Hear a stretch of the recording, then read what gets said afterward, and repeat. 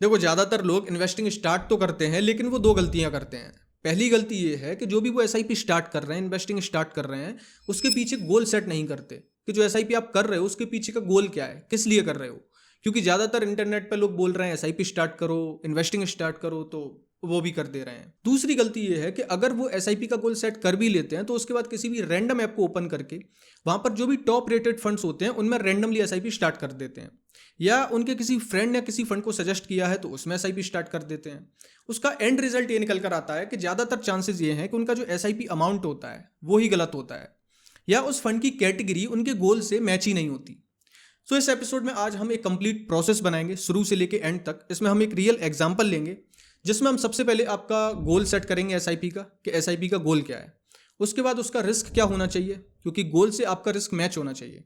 उसके बाद आपके लिए एक सही फंड की कैटेगरी चूज करेंगे, एंड उसके बाद आपका एग्जैक्ट एसआईपी अमाउंट कितना होना चाहिए वो भी कैलकुलेट करेंगे। एंड आफ्टर ऑल जितने भी उस कैटेगरी में फंड हैं उनको कंपेयर करेंगे कि इनमें से कौन सा आपके लिए एक बेहतर ऑप्शन बन सकता है। सो वीडियो काफी प्रैक्टिकल होने वाली है, कोई थ्योरी तो है नहीं, इसका आप भी यूज कर सकते हो। आज देखते रहिए। तो सबसे पहला स्टेप है गोल सेट करना, और वो भी सही तरीके से। गोल सेट करने के लिए यहाँ पर हम एक एग्जांपल लेंगे जिसका नाम है अमन। तो यहाँ पर इस केस में अमन का गोल काफी सिंपल है, उसे एक कार चाहिए 10 लाख रुपए की और 7 सालों में।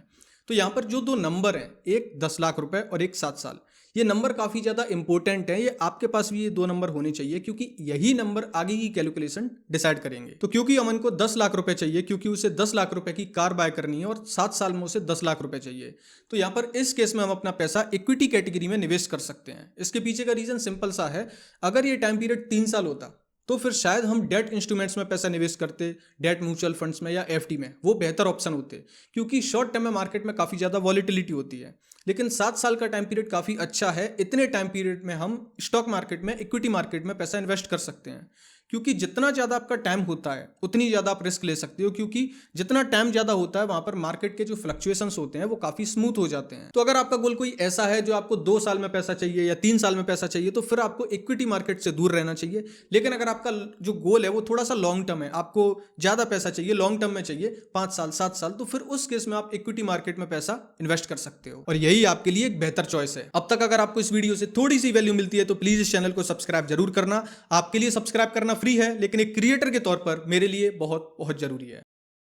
दूसरा स्टेप है अपने रिस्क टॉलरेंस को समझना और टाइम होराइजन को ध्यान में रखते हुए सही फंड की कैटेगरी चूज करना। इसका फॉर्मूला सिंपल है, जितना ज्यादा टाइम के लिए आप पैसा इन्वेस्ट करते हो उतना ही ज्यादा आप रिस्क ले सकते हो, क्योंकि अगर उस टाइम पीरियड में मार्केट नीचे आता है तो मार्केट को रिकवर करने का काफी ज्यादा टाइम मिलता है। तो अगर 5 साल का गोल है तो उस केस में लार्ज कैप और कंजर्वेटिव हाइब्रिड फंड बेटर होते हैं। लेकिन अगर गोल 7 से 8 साल का है जैसा अमन के केस में, तो इस केस में फ्लेक्सी कैप या large and mid cap category best होती है। इसमें आपको लार्ज कैप की स्टेबिलिटी भी मिलती है और मिड कैप की आपको ग्रोथ भी मिलती है। लेकिन अगर आपका गोल 10 साल या उससे ज्यादा का है तो उस केस में आप मिड कैप या स्मॉल कैप कैटेगरी भी कंसीडर कर सकते हो। लेकिन यहाँ पर वॉलेटिलिटी काफी ज्यादा होती है, तो इस कैटेगरी में आपको तभी इन्वेस्ट करना है जब आप इमोशनली भी रेडी हो गिरते हुए मार्केट में भी इन्वेस्टेड रहने के लिए। अमन के केस में 7 साल का टाइम है, तो इतने टाइम के लिए मुझे फ्लेक्सी कैप कैटेगरी बेस्ट लगती है, तो इस केस में हम फ्लेक्सी कैप कैटेगरी को चूज करेंगे। अब तीसरा स्टेप है एसआईपी अमाउंट का कैलकुलेशन। अब इसका फॉर्मूला काफी सिंपल है, गोल अमाउंट, टाइम होराइजन और एक्सपेक्टेड रिटर्न्स, ये तीनों नंबर मिलकर एसआईपी अमाउंट को डिसाइड करते हैं। तो यहाँ पर अमन का गोल है 10 लाख रुपए 7 साल में, और रिटर्न्स के लिए हम यहाँ पर फंड के खुद के सीएजीआर का यूज नहीं करेंगे, यानी फ्लेक्सी कैप जो कैटेगरी है उसके रिटर्न कितने होते हैं उसके सीएजीआर का यूज नहीं करेंगे, क्योंकि उसके रिटर्न फ्यूचर की कोई गारंटी नहीं देते। इसलिए हम यहाँ पर प्रैक्टिकल अप्रोच लेंगे, हम यहाँ पर 12% के सीएजीआर का यूज करेंगे। ये एक रीजनेबल और लॉन्ग टर्म प्लानिंग में अजम्पशन माना जाता है। तो अब यहाँ पर हमारे पास तीनों नंबर हैं, हमें 10 लाख रुपए चाहिए 7 साल के अंदर और 12% के सीएजीआर हम एक्सपेक्ट कर रहे हैं।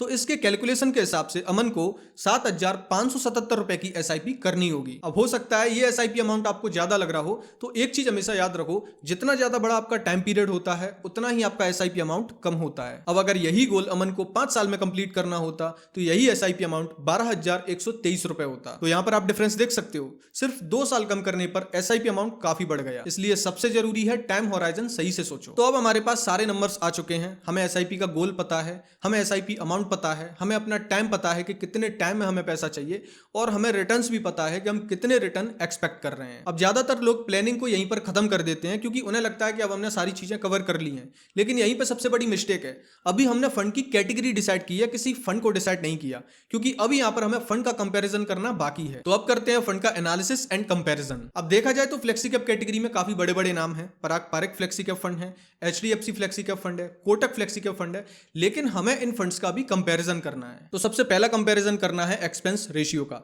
एक्सपेंस रेशियो क्या होता है? एक्सपेंस रेशियो एक फीस होती है जो म्यूचुअल फंड हाउस आपसे हर दिन लेता है, हर दिन।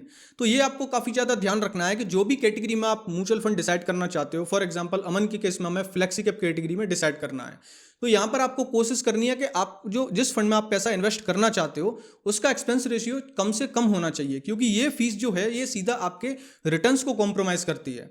तो फ्लेक्सी कैप कैटेगरी में अगर आप इस अमन के केस को देखोगे तो यहां पर हमें हमेशा वो फंड चूज करना है जिसका एक्सपेंस रेशियो इस कैटेगरी में सबसे कम हो। एक चीज मैं यहां पर आपको क्लियर करूं कि एक्सपेंस रेशियो को हल्के में लेने की गलती बिल्कुल मत करना। एक छोटा सा एक्सपेंस रेशियो ज्यादा होने की वजह से आपके रिटर्न्स में एक लॉन्ग टर्म में लाखों रुपए तक का फर्क आ सकता है। दूसरी चीज जिसे 90% लोग मिस कर देते हैं वो फंड की कैटेगरी डिसाइड कर लेते हैं, फंड का एक्सपेंस रेशियो भी देख लेते हैं, लेकिन फंड का पोर्टफोलियो जाकर कभी नहीं देखते। उन्हें लगता है कि ये तो फंड मैनेजर का काम है। आपको ऐसा नहीं करना है। आपको जो भी फंड आपको अच्छा लग रहा है, आपके क्राइटेरिया में फिट होता है, उसका आपको पोर्टफोलियो जाकर जरूर देखना है कि वो फंड मैनेजर किन कंपनीज में मेरा पैसा लगा रहा है। For example Parag Parekh flexi cap fund में जो पोर्टफोलियो होता है उसका कुछ हिस्सा यूएस की कंपनीज में इन्वेस्ट किया जाता है। तो यहां पर आपको ऐसा हो सकता है कि आपको यहां पर करेंसी का रिस्क लग रहा हो कि मुझे यूएस में पैसा इन्वेस्ट नहीं करना, लेकिन आपने ये पोर्टफोलियो अगर देखते ही नहीं तो आपको पता ही नहीं चलता। तो इसलिए फ्लेक्सी कैप हो या स्मॉल कैप हो या लार्ज कैप हो, कोई भी कैटेगरी होती है, आपको अपने जो फंड है उसका आपको पोर्टफोलियो जाकर जरूर देखना चाहिए। तीसरी चीज है AUM यानी फंड का साइज। अब लोगों को यह लगता है कि जितना बड़ा AUM का साइज होगा यानी एसेट अंडर मैनेजमेंट, यानी इस फंड में कितने लोगों का पैसा लगा है, लोगों को लगता है जिस फंड में सबसे ज्यादा पैसा लगा है वही फंड एक्चुअल में अच्छा परफॉर्म करेगा, लेकिन ऐसा नहीं होता। खास करके फ्लेक्सी कैप और स्मॉल कैप कैटेगरी के फंड्स में होता क्या है, जब स्मॉल कैप कैटेगरी का जो कोई फंड है उसका अगर AUM इतना ज्यादा बड़ा हो जाएगा तो वो स्मॉल कैप कंपनीज में पैसा लगा ही नहीं पाएगा, क्योंकि उसको अब काफी ज्यादा बड़े अमाउंट में पैसा लगाना पड़ेगा लोगों का। तो उस केस में अगर उसे कोई कंपनी अच्छी लगती है, उसमें ग्रोथ के चांसेस भी हैं, उसे बहुत अच्छी लग रही है, लेकिन तब भी वो जाकर उस कंपनी में अपना पैसा नहीं लगा सकता, क्योंकि वहां पर लिक्विडिटी इतनी नहीं है। कंपनी काफी छोटी है, फंड का साइज काफी बड़ा है, तो वो ज्यादा बड़ा पैसा उस कंपनी में लगा ही नहीं सकता। इसलिए ये जरूरी नहीं है कि फंड का साइज जितना ज्यादा बड़ा होगा उतना ही फंड अच्छा होगा, ऐसा नहीं होता। आपको हमेशा फंड का साइज देखना है, वो डिसेंट सा साइज देखो जो मीडियम हो। ज्यादा बड़ा होगा अगर वो स्मॉल कैप और फ्लेक्सी कैप कैटेगरी में, तो फिर मुझे लगता है वहां पर फंड मैनेजर को थोड़ा कॉम्प्रोमाइज करना होता है। चौथी चीज है डायरेक्ट वर्सेस रेगुलर प्लान। आपको हमेशा डायरेक्ट प्लान के थ्रू पैसा इन्वेस्ट करना है। रेगुलर प्लान में कमीशन होता है जो आपके एजेंट को जाता है, तो आपको ये हमेशा क्लियर रखना है। अगर आप किसी से रिकमेंडेशन नहीं ले रहे हो तो आपको हमेशा डायरेक्ट प्लान के थ्रू ही पैसा इन्वेस्ट करना है। एक चीज क्लियर करूं, इन दोनों के एक्सपेंस रेशियो में ऑलमोस्ट डबल का फर्क होता है। इस चीज को बिल्कुल इग्नोर मत करना, मतलब बहुत ही ज्यादा बड़ी गलती होगी अगर आप किसी रेगुलर प्लान के थ्रू इन्वेस्ट कर रहे हो। तो अगर आप खुद से सारी चीजें डिसाइड कर रहे हो, खुद से फंड का एनालिसिस कर रहे हो, हमेशा आप डायरेक्ट प्लान के थ्रू पैसा इन्वेस्ट करो। चौथी चीज आपको समझनी है IDCW और ग्रोथ प्लान के बारे में। दो तरीके के प्लान होते हैं हर फंड के, IDCW और ग्रोथ। IDCW की फुल फॉर्म होती है इनकम डिस्ट्रीब्यूशन कम कैपिटल विड्रॉल। इसमें जो भी कंपनीज में डिविडेंड मिलता है, यानी आपका जो पैसा है वो फंड मैनेजर लगा रहा है, तो उन कंपनी से जो डिविडेंड मिलेगा IDCW प्लान में वो डिविडेंड सीधा इन्वेस्टर को दे दिया जाता है पे आउट के रूप में। तो आपको हो सकता है ये लगे कि अच्छा है मुझे इनकम हो रही है, लेकिन वहां पर आप एक चीज ध्यान में रखिए, आपकी NAV धीरे धीरे कम होगी, यानी धीरे धीरे ऊपर बढ़ेगी, लेकिन उसमें से कुछ हिस्सा आपको दे दिया जा रहा है डिविडेंड के रूप में। लेकिन ग्रोथ प्लान में जो भी आपको डिविडेंड मिलता है वो री इन्वेस्ट कर दिया जाता है। तो दोनों की अगर NAV को देखा जाएगा, यानी नेट एसेट वैल्यू जो फंड की प्राइस होती है, तो जो IDCW प्लान है इसकी ग्रोथ काफी कम होगी, क्योंकि ये धीरे धीरे जा रही है, क्योंकि इसमें से कुछ हिस्सा आपको मिल रहा है, क्योंकि जो डिविडेंड होता है वो इसी में से काट के इन्वेस्टर को दे दिया जाता है। लेकिन जो ग्रोथ प्लान है इसमें री इन्वेस्ट कर दिया जाता है वापस डिविडेंड को, तो इसकी जो NAV होती है वो काफी तेजी से ऊपर जाती रहती है। तो अगर आपका टाइम पीरियड काफी ज्यादा है, आप लंबे ड्यूरेशन तक पैसा इन्वेस्ट करना चाहते हो, तो उसके लिए हमेशा आपको ग्रोथ प्लान को ही प्रायोरिटी देनी चाहिए। अगली चीज पे आपको ध्यान देना है वो है रोलिंग रिटर्न्स। आपको किसी भी फंड के जो कंपेरिजन आप करने जाओगे तो वहां पर आपको पॉइंट टू पॉइंट रिटर्न नहीं देखने हैं कि 3 साल में इसने इतने दिए हैं, 3 साल में इसने इतने दिए हैं। ये कंपेरिजन ठीक नहीं है, क्योंकि यहां पर आपको क्लियर पिक्चर नहीं मिलती है। की। आपको हमेशा रोलिंग रिटर्न्स को प्रायोरिटी देनी है। रोलिंग रिटर्न्स हमेशा एक एक दिन खिसका के आगे कैलकुलेट किए जाते हैं इंडिविजुअली, फिर उसके बाद उनका एवरेज निकाला जाता है।